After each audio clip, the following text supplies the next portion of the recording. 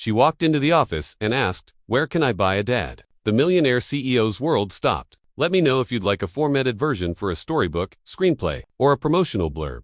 It was a quiet Wednesday morning when Christian Blake stepped into the glass doors of his corporate headquarters. He was dressed sharply, as always, in a pale blue suit that caught the soft morning light, just enough to look powerful, but not flashy. His brown hair was styled perfectly, not a strand out of place, and his blue eyes, normally focused, cold, unreadable, scanned the lobby like they always did. To most people, Christian was the kind of man who could walk into any room and immediately own it. He was known in business circles as precise, unemotional, and unreachable. People respected him, some feared him, but no one got close. He liked it that way. Control was everything. Predictability was survival. That morning, however, was the beginning of something that would change everything. He was halfway across the marble lobby, nodding to his assistant, who stood ready with his daily briefing when he saw something that didn't make sense. Just near the reception desk, sitting quietly on the floor, was a little girl. She was small, maybe 5 or 6, with long blonde hair that curled at the ends, and a white dress that looked like it had once been perfect, but was now a little wrinkled. Over it, she wore a denim jacket, slightly too big, as if it had been handed down. She clutched a small backpack in her lap, the kind with cartoon stars and sparkles, and her sneakers were scuffed. But it wasn't her clothes that struck him. It was her face. Her eyes were wide, and the same piercing shade of blue as his. She wasn't crying. She wasn't making a sound. She just sat there like she was waiting for something or someone. No one else in the building seemed to notice her. Executives walked past in a rush. The receptionist looked nervously at Christian as if unsure whether to call security or pretend everything was fine. Christian stopped walking. Something about this moment made his chest tighten in a way that had nothing to do with logic. He approached the girl slowly, crouched down, and tried to smile, though it came out awkwardly. "Hey there, are you lost?" The girl looked up at him calmly and said with absolute seriousness, "Where can I buy a dad?" For a moment, he didn't process the words. He blinked, stunned. It wasn't the kind of thing anyone expected to hear, let alone from a child. The few people who were within earshot turned their heads, some out of confusion, others out of pure discomfort. "I'm sorry, what did you say?" He asked a little softer this time. She didn't repeat herself exactly. She looked straight at him and said, "I want to buy a dad. I saved coins. I need one." Christian felt his throat close. He had handled multi-billion-dollar mergers. He had stood calmly during board takeovers, legal battles, and hostile press conferences. But right now, in front of a child asking to buy a father, he had no idea what to say. Then something inside him shifted. He looked at her again, not just at the words she said, but at the quiet resolve in her eyes. This wasn't a tantrum or a stunt. She wasn't lost. She had come here for a reason. People around the lobby stared, waiting to see what he would do. The silence stretched, and then he heard himself say something he never would have imagined. "I can be one for free." She didn't even smile. She simply reached out, wrapped her tiny fingers around his index finger, and said, "Okay, but if you're my dad, you have to help mommy. She's sick, and we have no money." That was when his heart broke completely. The entire room fell silent as he stood up, still holding her hand. His assistant looked panicked. His phone buzzed in his pocket, but he ignored it. For the first time in years, Christian Blake walked away from the boardroom, the schedule, and the perfectly structured life he had built. He let a child lead him step by step out of his building, onto the sidewalk, and into the unknown, and he never once looked back. The drive across town was slow, not because of traffic, but because every second felt heavier than the last. Christian Blake sat in the back seat of the car, his driver glancing in the rearview mirror with quiet curiosity, but saying nothing. The little girl sat beside Christian, her small hand still wrapped around his finger, refusing to let go. She didn't speak much. Her eyes stayed on the window, watching the streets change from sleek glass towers to older brick buildings and faded storefronts. Her name, he had learned, was Lily. When he gently asked where they were going, she said, "Home," and given an address that Christian didn't recognize, but his driver did. It was in one of the lowest income parts of the city, an area Christian hadn't set foot in since he was a teenager, when life had been much simpler, and everything he now valued, status, distance, invulnerability, hadn't mattered yet. As they turned onto a cracked side street, something about the neighborhood sparked an old memory: a schoolyard, a tiny grocery store. And then it hit him, not just the familiarity of the place, but the possibility of what he might find at the end of this road. He looked at Lily more carefully. Her hair, her eyes, her voice, all of it felt strangely close, like an echo from a life he'd locked away. They arrived at a 2-story building with peeling paint and a rusted staircase. Lily hopped out of the car and tugged his hand urgently. "This way," she said, already climbing the stairs. Christian followed her through a narrow hallway that smelled faintly of damp wood and old carpet. She stopped in front of a door on the second floor, opened it with a key from her small backpack, and pushed it open. Inside, the apartment was dim and quiet. There were a few toys scattered on the floor and a folded blanket on the worn couch. The kitchen was clean, but bare. The walls were lined with old photos and drawings clearly done by a child's hand, and there, lying on a futon near the far window, was a woman. Christian's heart nearly stopped. She looked up as the door creaked, and for a moment she didn't speak. Her face had changed thinner, paler, but her eyes were the same. Hazel brown, wide with surprise and something deeper. She tried to sit up, but her body was clearly weak. Her voice was shaky when she spoke. Christian, he couldn't answer. For a long moment, he just stared at her, stunned and breathless. He walked closer, cautiously, as if the truth might dissolve if he moved too quickly. "Sophia," he said, his voice barely more than a whisper. She nodded slowly, and a tear slipped down her cheek. "You're really here." He sank into the chair beside her bed, still trying to make sense of what he was seeing. The girl, Lily, stood nearby, watching them both, confused by the silence. Sophia reached out a trembling hand and brushed a strand of hair behind her ear. "I didn't think I'd ever see you again," she said quietly. "How is this possible?" he asked. "Why didn't you tell me?" "I didn't know how," she said, her voice breaking. "You left for London. You changed numbers. You were gone. I never got a call, a letter, nothing. I was scared. And then it was too late. And when I realized I was pregnant, ... double quotes, she paused, swallowing hard. "I didn't want to ruin your life." Christian looked at Lily again. She was sitting on the floor now, calmly pulling a toy from her bag. "She's mine, isn't she?" Sophia nodded. The words hit him like a tidal wave. He had a daughter who had walked into his office and asked to buy a father, a daughter who had been raised without him, by a woman he had once loved and somehow lost. He stood up, overwhelmed, pacing the small room. "How long have you been sick?" "A little over a year," she said. "It started small. Fatigue, dizziness. Then they found the tumor. And you didn't ask for help. I didn't think you'd care." Christian stopped. Those words stabbed deeper than anything. "I never stopped caring," he said. "I never stopped thinking about you." Sophia closed her eyes, trying not to cry. "I couldn't find you, and even if I did, you were so far from this life. I didn't think you'd even remember me." Christian walked back to the chair and sat down heavily. He looked at her, really looked at her, and saw not just a woman in pain, but someone who had fought for years to survive, someone who had carried their child alone, someone who had been left behind by more than just him. "I'm here now," he said, "and I'm not leaving." Sophia looked away. "She doesn't know everything, just that her dad wasn't around.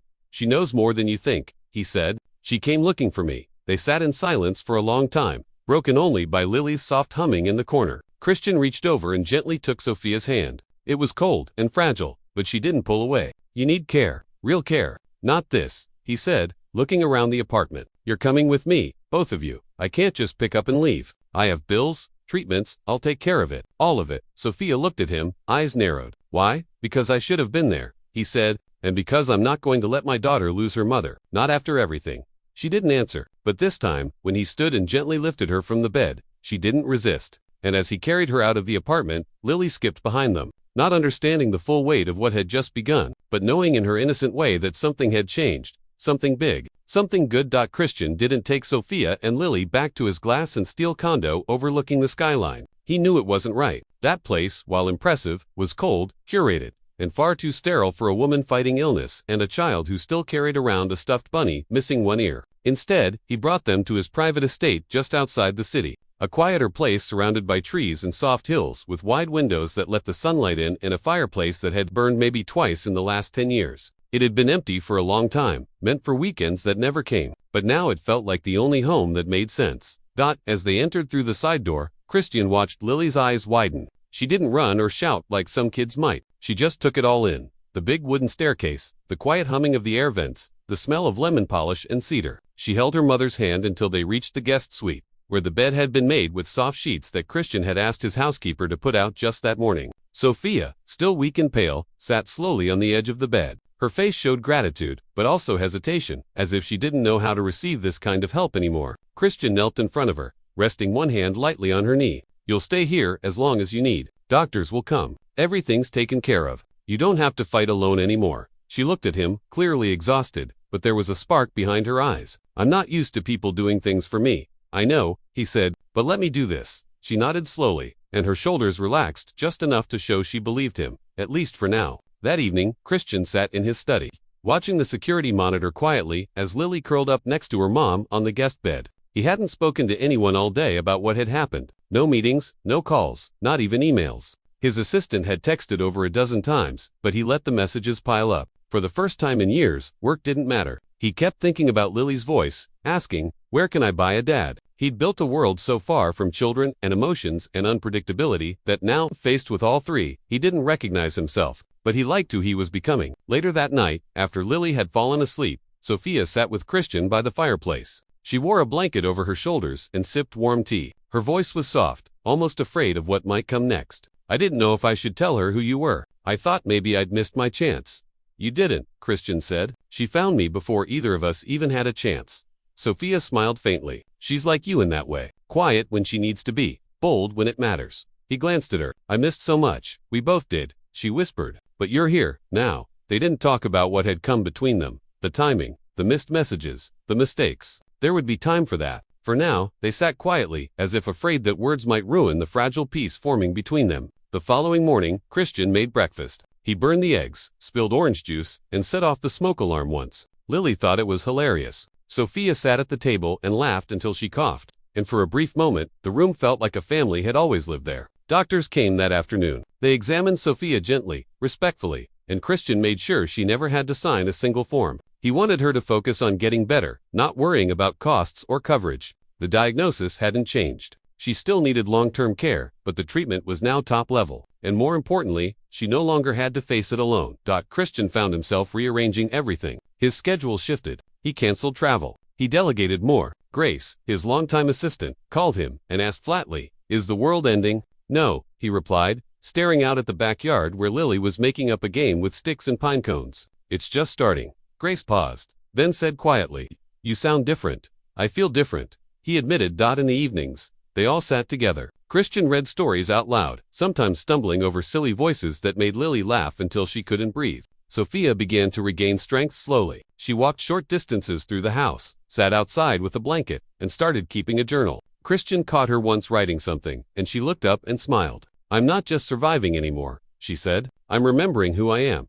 Christian didn't respond right away. He just looked at her quietly, amazed. The woman he'd lost, the child he'd never known, and the home he never knew he needed, all under one roof. It felt fragile, yes, but also incredibly real. And for a man who had built his life on logic, control, and distance, that truth was the most grounding thing he had ever known.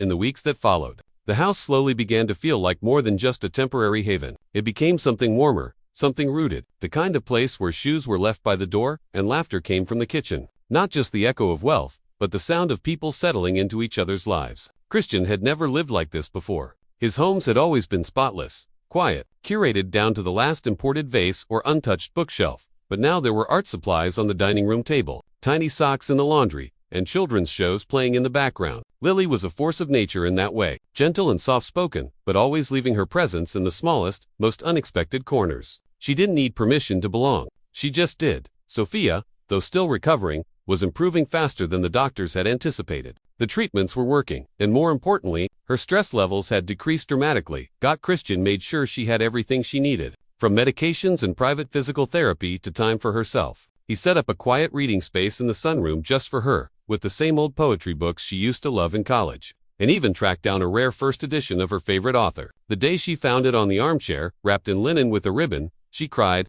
not because of the gift itself, but because someone had remembered. For Christian, everything was new. He was used to results, to schedules, and solutions. But now he was learning how to be present. He discovered that it took longer to teach Lily how to tie her shoelaces than it did to sign a multi-million-dollar contract. He learned that bedtime stories required patience, and that it was okay to get silly, to mess up voices, and laugh at himself. It humbled him in a way nothing else ever had. And yet, it didn't weaken him. It gave him something stronger than control, purpose.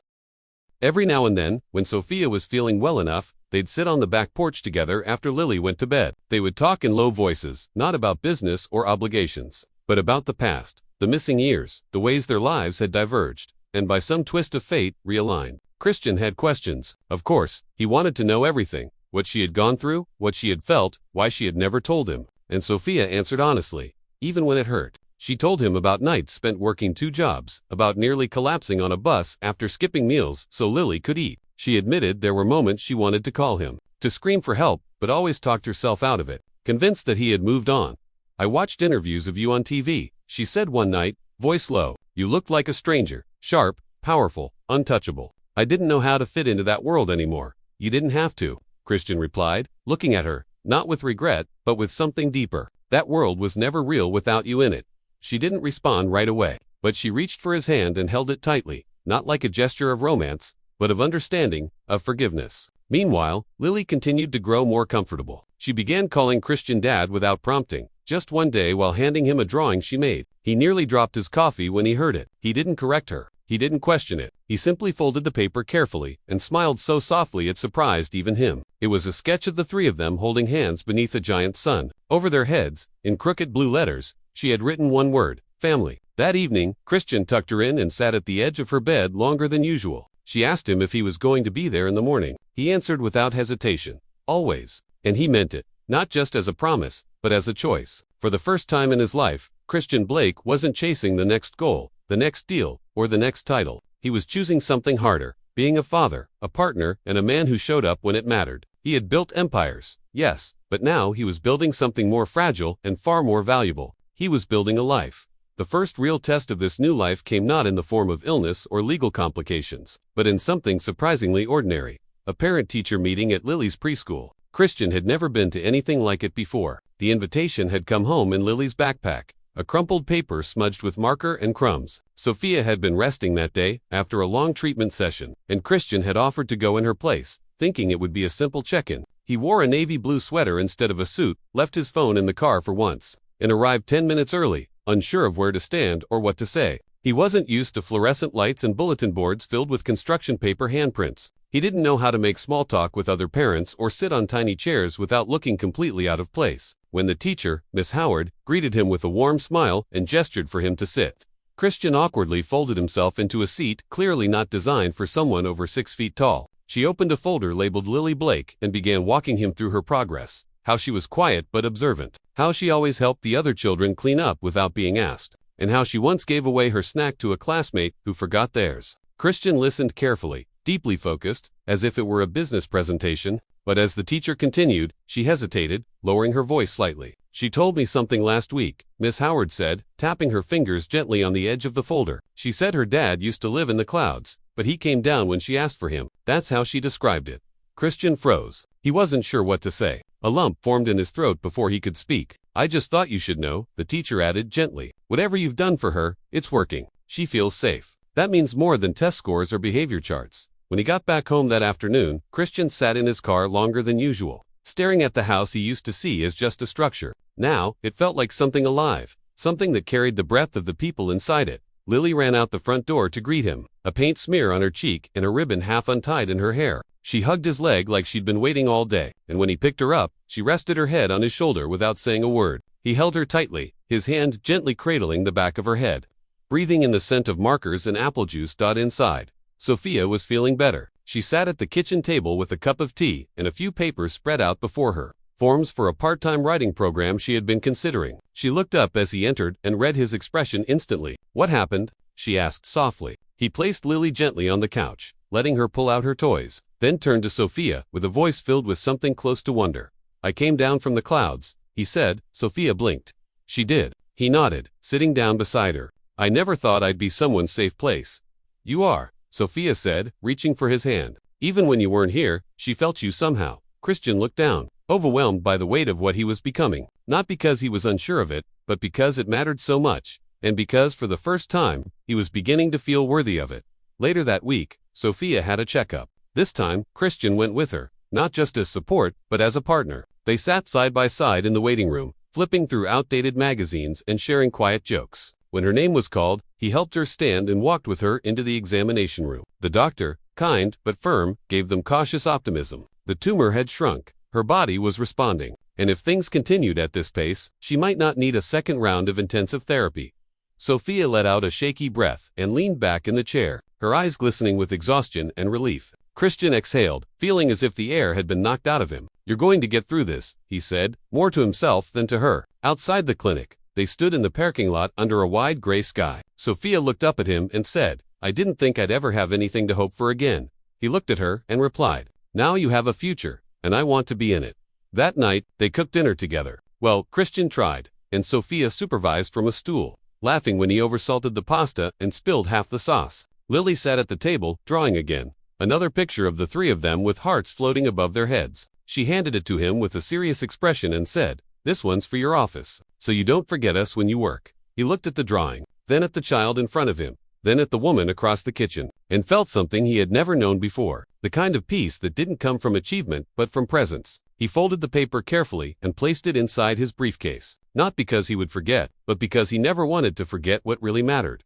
Fall arrived quietly, brushing its fingers over the city in fading sunlight and cooler evenings. The trees surrounding Christian's home began to blush with orange and red, and Lily, ever curious, collected leaves on their walks and kept them pressed between the pages of her coloring books. Life inside the house had started to move with a rhythm of its own, no longer dictated by emergencies or adjustments, but by small, gentle routines. Mornings were filled with soft chatter, toast, and the occasional spilled juice. Afternoons carried laughter from the backyard, where Christian had finally agreed to build a small wooden playhouse, mostly because Lily had asked so sweetly he couldn't say no. And in the evenings, as the sun dipped behind the trees, the three of them gathered for dinner, sometimes messy, always real. Sophia's health continued to improve. She had begun walking without assistance, climbing stairs slowly but with growing confidence. Her cheeks had more color now, and her voice, once quiet from fatigue, had begun to reclaim its natural strength. She spoke more openly, laughed more freely, and even started writing again. Christian had turned one of the guest rooms into a small study for her. He stocked it with journals, books, and a view of the garden that always seemed to calm her.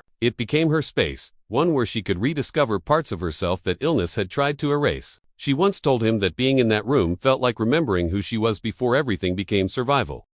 Christian, meanwhile, was changing in ways no one from his past world would have recognized. He still worked, of course, but less obsessively. He kept meetings concise, refused late-night calls, and took weekends entirely offline. His assistant, Grace, had stopped asking if he was feeling all right and instead started sending him parenting articles and notes like, "Lily's class has a field trip. Don't miss it." He appreciated that more than he let on. One night, after Lily had gone to sleep, Sophia found Christian in the kitchen, sitting with a cup of tea he hadn't touched. He looked distracted, eyes fixed on something invisible. She sat beside him and waited.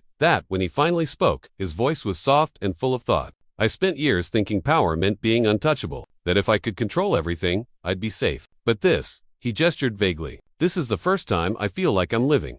Sophia smiled at him, not with pity, but with understanding, "Because you finally let yourself be part of something bigger than you," she said, "and you didn't lose anything. You gained everything." Christian reached across the table, his fingers curling around hers. He hadn't planned to fall in love again. In fact, he'd thought that part of his life had closed long ago, locked behind doors of old memories and regret. But now, sitting across from the woman he had once lost and the child they had unknowingly created, he felt something solid take root in his chest. He was no longer running from silence or chasing success to outrun emptiness. He was still, and in that stillness, he felt whole.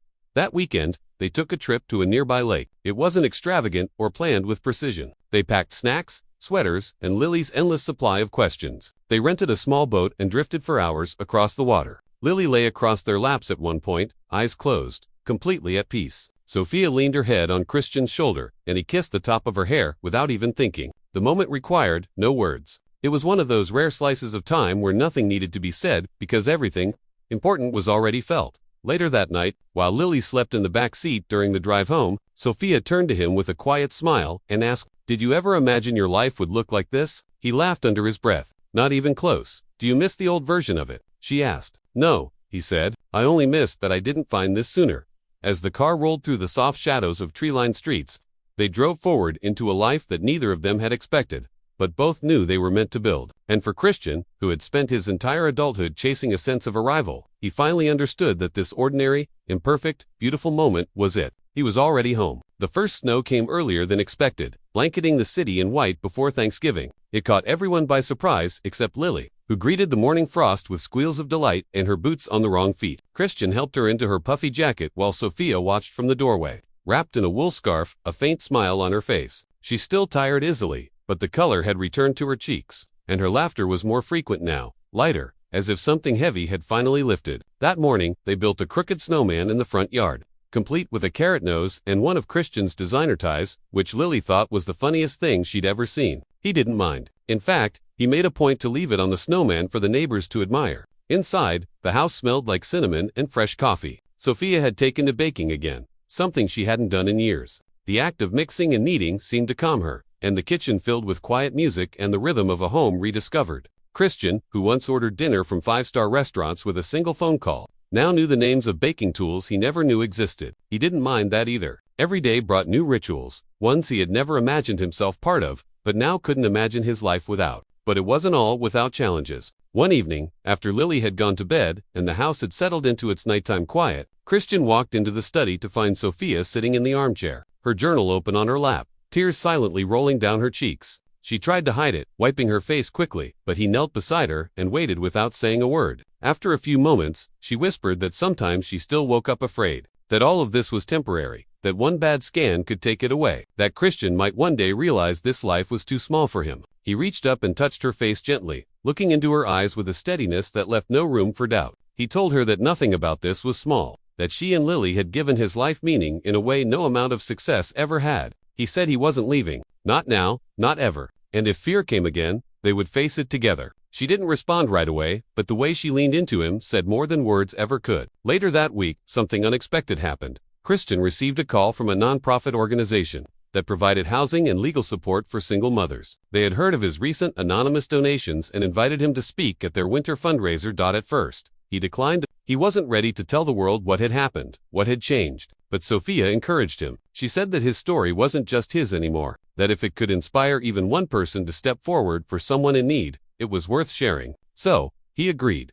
The night of the fundraiser, Christian stood on a modest stage in a small auditorium, wearing a simple suit and no tie. He didn't have a speech prepared. He spoke from memory, from the heart. He told them about a little girl who walked into his office one morning and asked to buy a dad. He told them how that moment shattered everything he thought he knew about life and how it led him to rediscover a love he thought he had lost forever. He spoke about the quiet strength of a woman who raised their daughter alone, and the way love had found its way back into his life through a second chance he never expected. The room was silent when he finished. No applause at first, just stillness, the kind that comes from people feeling something real. And then the clapping began, quiet at first, then louder. It wasn't just for him, it was for what his story represented: hope, change, redemption. Afterward, when he returned home that night, Sophia met him at the door with a quiet look of pride. Lily was already asleep, but they stood together in the hallway for a long moment. Christian pulled her close, his voice low and steady, and said, "Thank you for believing I could be more than what I was." Sophia smiled, pressed her forehead to his, and replied, "Thank you for becoming exactly who we needed." That night, as snow fell gently outside and the world around them moved on unaware, their home remained full of warmth, of stories, of second chances. And in the silence between words, something unspoken settled permanently into place. They were no longer rebuilding, they were already whole. Spring returned slowly, melting away the cold and quiet degrees, and with it came the feeling that life was no longer being rebuilt. It was simply being lived. The trees outside the Blake house bloomed pale pink, the air was filled with the scent of wet earth and new beginnings. And laughter returned to the garden like it had been waiting all winter for permission. Lily had grown taller. Her shoes no longer slipped off her heels, and her drawings had more detail, more color, and often showed 4 figures now: herself, her mom, Christian, and a small baby with a smile the size of the sun. She had begun asking, with the boldness only a child could manage, whether they could make her a little brother or sister. Christian nearly choked on his tea the first time she asked, but Sophia had just laughed, her eyes shining in a way that hadn't been there a year ago. The rhythms of their life felt settled, but far from routine. There was warmth in their chaos, comfort in their imperfection. Christian continued to split his time between work and home, but everyone at his company had long since accepted that his priorities had changed. He had become the kind of leader who left early for school plays, who scheduled meetings around doctor appointments, and who once paused a shareholder call because Lily wanted to show him a butterfly she had caught in the garden. Strangely, the company had never run smoother. He no longer micromanaged because he no longer felt the need to prove himself every second. He had nothing to prove. His fulfillment didn't live in the numbers anymore. Sophia had returned to writing with fierce grace. Her essays about motherhood, resilience, and unexpected redemption began circulating online, gaining quiet attention for their honesty and raw beauty. A small publisher offered her a book deal, and when she showed Christian the contract, his hands trembled slightly, not out of concern, but from pride. He told her it was only the beginning, and she told him she already had everything she needed. The manuscript grew page by page, written between nap times, evening walks, and cups of coffee that went cold from distraction. Lily would sit on the floor beside her as she wrote, coloring or asking questions about the story. Sophia would smile and answer her, never brushing her daughter aside, even when her thoughts were deep in revision. One Sunday morning, under soft sun and scattered petals, Christian took them both to the park. It was the same park he'd passed 1,000 times without ever entering. Too busy, too disconnected. But that day, they brought a blanket, a basket of food, and no agenda. Sophia lay in the grass with her eyes closed, soaking in the sun while Lily chased ducks near the pond. Christian sat back watching them, the weight of his old life falling further and further behind him. He used to think peace was boring, but now he knew it was the most extraordinary thing he'd ever felt. Later that evening, when the sky turned orange and the air began to cool, they walked home slowly. Lily skipped between them, one hand in each of theirs. She began humming a song she'd made up, and Christian listened, catching pieces of the lyrics. She sang about finding things, about families you didn't know you had, and about daddies who come down from the clouds. He glanced at Sophia, who was already watching him. She mouthed the word miracle, and he didn't disagree. When they reached the house, Sophia paused at the front door. She looked at Christian and, after a long breath, asked him if he still wanted what they had spoken about months ago. Something permanent, something legal, something that said in writing what had already become true in their hearts. Christian answered not with words, but by pulling a small box from his jacket pocket. He hadn't been sure when the moment would come, but he had known it would. Inside was a ring, simple and elegant, nothing flashy, just like her. Sophia didn't cry right away. She held his face in her hands and kissed him once softly, like sealing a promise. Lily clapped from the steps, not fully understanding, but sensing it was something big and beautiful. That night, they told stories over dinner, stories from the past and dreams of the future, and it felt like the walls of the house listened, holding those memories safe inside them. Months later, the wedding was quiet, just close friends, a backyard strung with fairy lights, and Lily throwing flower petals with unmatched enthusiasm. Sophia wore a dress she'd chosen herself. Nothing extravagant, just something that made her feel strong and beautiful. Christian, in a tailored gray suit, looked at her like the world had finally made sense. They exchanged vows not written by anyone else, but spoken in their own, imperfect, honest words. And when the ceremony ended and Christian lifted Lily in his arms to join their first dance, there wasn't a dry eye in sight. The life they built was not one born from perfection. It was shaped by missed chances, broken paths, and pain that still lingered in quiet corners. But it was also shaped by forgiveness, by showing up when it mattered, by love that chose to stay, even when it had every excuse to leave. Christian had once believed that happy endings were for other people, but he knew now that real happiness wasn't the end of the story. It was the part you fought to build after all the chapters where everything could have fallen apart. And this messy, beautiful, everyday life was exactly the ending he never knew he deserved. This story's ending is powerful, not because everything turns out perfectly, but because it turns out authentically. It's about healing, not erasing the past. What makes the conclusion so meaningful is that it doesn't rely on dramatic twists or grand gestures. It leans into quiet, steady love and the slow rebuilding of trust and connection. The Millionaire CEO doesn't just discover he has a daughter. He discovers the kind of man he wants to be. And that transformation feels earned. The beauty lies in how broken things were allowed to mend without pretending they were never broken. Sophia's forgiveness isn't instant, and Christian's growth isn't effortless. That realism grounds the emotional weight of their reunion. And Lily, the innocent thread connecting them, reminds us that hope often comes from the most unexpected voices. In the end, this is a story about second chances. Not the kind handed out icily, but the kind fought for. And in that fight, a new kind of wealth is found. Family, love, and a peace money can't buy. That's the kind of ending that stays with you.